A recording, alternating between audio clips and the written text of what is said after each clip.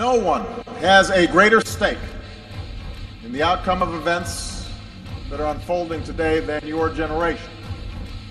It's inspiring to see you devote your time and energy to help the United States seize the historic changes sweeping the Middle East and North Africa. It's a moment of great challenge,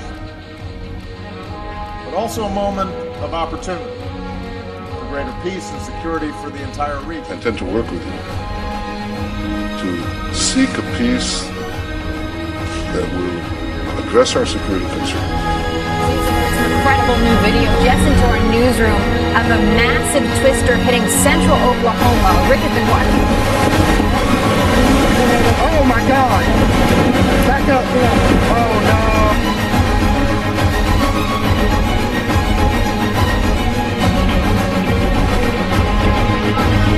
Hey!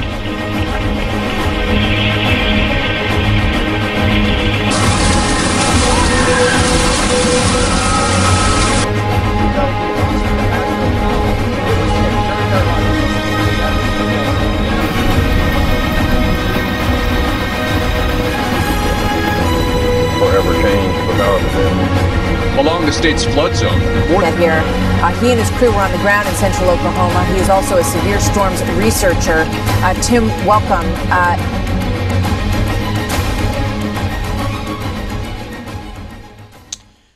Alors, basé sur notre étude de comparaison de vitesse, de ce qu'on peut voir,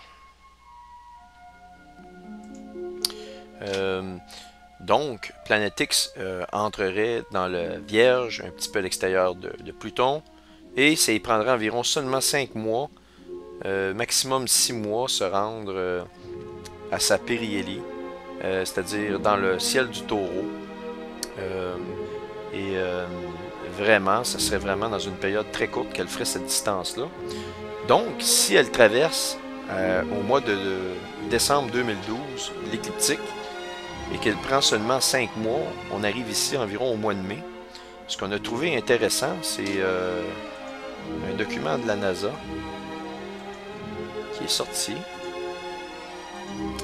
le 29 mai 2009, où ils ont révisé le cycle solaire 24, qui, selon eux, devrait être à son maximum exactement en mai 2013.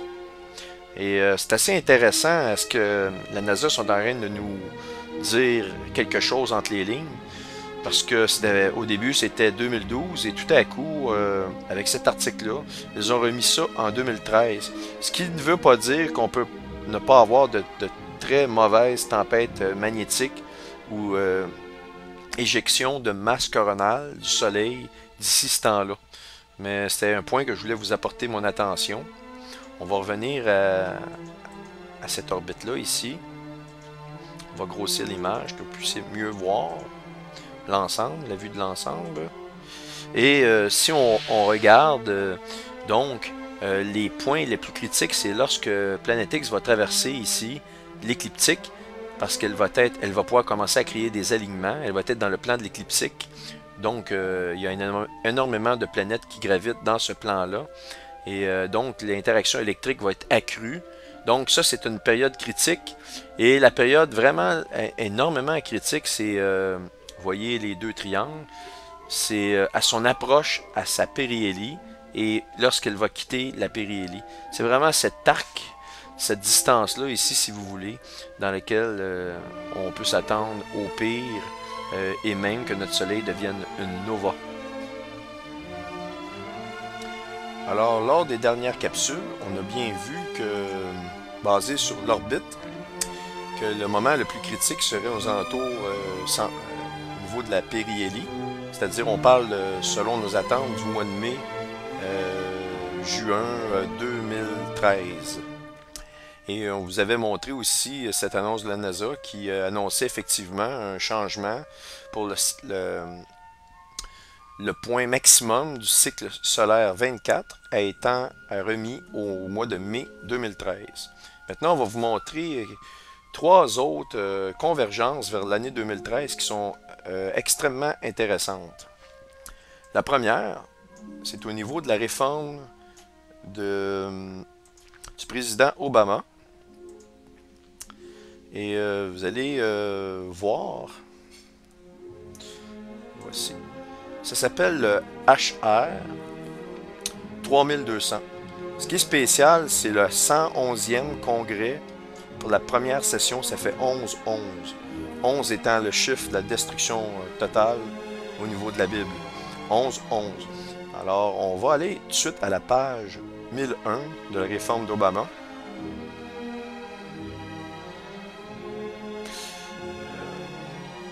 C'est un gros document de 1017 pages. Donc, nous y voici 1001. Et ce qu'on peut apercevoir ici, c'est effectivement qu'on nous donne les descriptions d'un implant électronique qui va aller sous la peau. Autrement dit, on appelle ça en bon français un microchippé, c'est-à-dire l'implantation d'une puce électronique à l'intérieur pour pouvoir suivre les gestes de chaque personne, avoir les détails, compte de banque.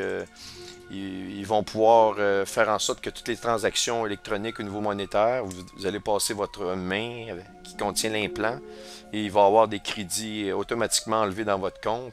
Évidemment, pour ceux qui sont des adeptes du marché de sauver les impôts, de payer en liquide, évidemment, cette solution-là va tendre à éliminer complètement toute liquidité. Il n'y aura plus aucune possibilité de faire quoi que ce soit contre les gouvernements qui vous volent votre argent avec des impôts illégaux, des lois totalement qui bafouent les lois constitutionnelles, qui eux sont irréversibles, mais étant donné que peu de gens n'y portent attention, mais c'est de cette façon-là qu'ils nous enlèvent, qu'ils vous enlèvent vos droits et libertés. Donc, à la page 1001, vous allez voir les détails de cet appareil-là. Et si on va maintenant, page 1000, je sais qu'à la page 1000, je vais vous montrer la page 1001. On voit ici, classe 3, device, classe 2, qui est implantable. OK. Si on va maintenant à la page 1003, vous allez voir quelque chose de très intéressant.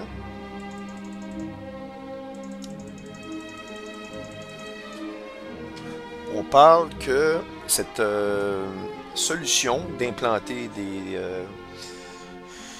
des puces électroniques à l'intérieur de chaque être humain va commencer pas plus tard que 36 mois après la date de la signature, si vous voulez, de ce document-là. Date qui a été faite en 2010, au mois de février, par le président Obama. Donc, comme on voit, c'est 36 mois après la signature et le président Obama a signé le 24 mars 2010.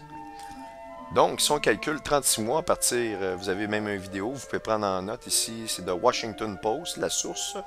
Et ce que je peux vous dire, c'est que si vous calculez à partir du 24 mars 2010, 36 mois, on arrive à quoi? On arrive au mois de mars, fin mars 2013. Mars et le mois qui suit mars et évidemment avril, mai. Donc, on est très proche, encore une fois, du mois de mai 2013. Et ça, c'est assez intéressant comme au niveau de la comparaison.